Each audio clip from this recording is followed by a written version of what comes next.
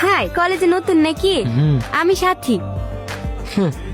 তোকে ইগনোর করে চলে গেল। যাই বলিস, ছেলেটা কিন্তু বেশ হ্যান্ডসাম। ও যতই বড় লোকের ছেলে হোক, আমি ওকে আমার গোলাম বানিয়ে ছাড়বো।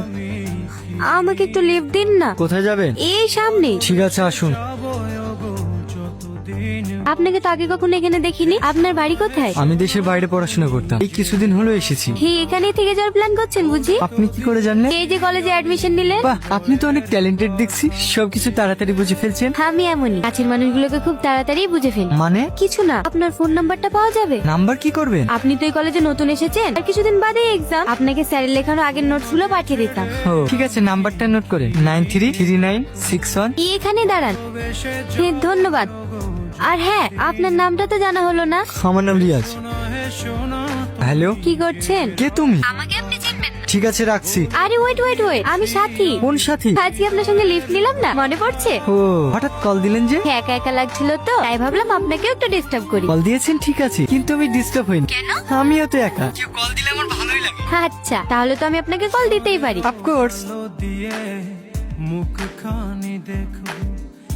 সরি সরি, আসতে একটু লেট হয়ে গেল। ও কোনো ব্যাপার না, এখনো ক্লাস শুরু হতে অনেক টাইম আছে। ততক্ষণ তোমাদের কলেজটা আমাকে ঘুরিয়ে দেখাও। তাহলে বেশি দেরি না করে যাওয়া যাক।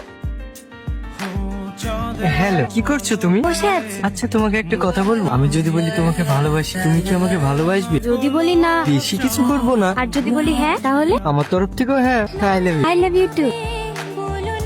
তুমি কিছু মনে না করলে একটা কথা বলতে পারি? হ্যাঁ বলো। তুমি আমাকে বিয়ে করবে? এখন? হ্যাঁ, আমি তোমাকে ভীষণ ভালোবেসে ফেলেছি। আমি তোমাকে ছাড়া এক মুহূর্ত থাকতে পারছি না। তাই আমি তোমাকে সারা জীবনের জন্য আমার করে রাখতে চাই। কিন্তু তোমার বাবা মা? ও নিয়ে তুমি চিন্তা করো না, আমি সব সামলিয়ে নেব। কিন্তু কোনো কিন্তু না, কাল সকাল 10টার সময় আমি তোমার জন্য রেজিস্টার অফিসে অপেক্ষা করবো। আর হ্যাঁ, কাউকে সঙ্গে করে নিয়ে আসার দরকার নেই। রোহন, তুমি এখানে? হ্যাঁ, আমি বিয়ে করতে এসছো। এর সাথে তোমাকে অনেক মায়াবী লাগছে, কিন্তু এই মায়াবী মুখের ভেতরেই লুকিয়ে আছে এক ধোঁকাবাজ চেহারা। তুমি এখানে কি করছো? তোমাকে তোমার আসল রূপটা দেখাতে এসেছি। তোমার মতন মেয়েরা নিজের স্বার্থের জন্য ছেলেদের জীবন নষ্ট করে। আমি কারো জীবন নষ্ট করিনি। এই এখন অনেক মেয়েরা 3-4টি করে বয়ফ্রেন্ড রাখে। খুব সহজেই বলে দিলে, তাই না? একটা ছেলে তার সমস্ত কিছু দিয়ে ভালোবাসে, আর তুমি ছি।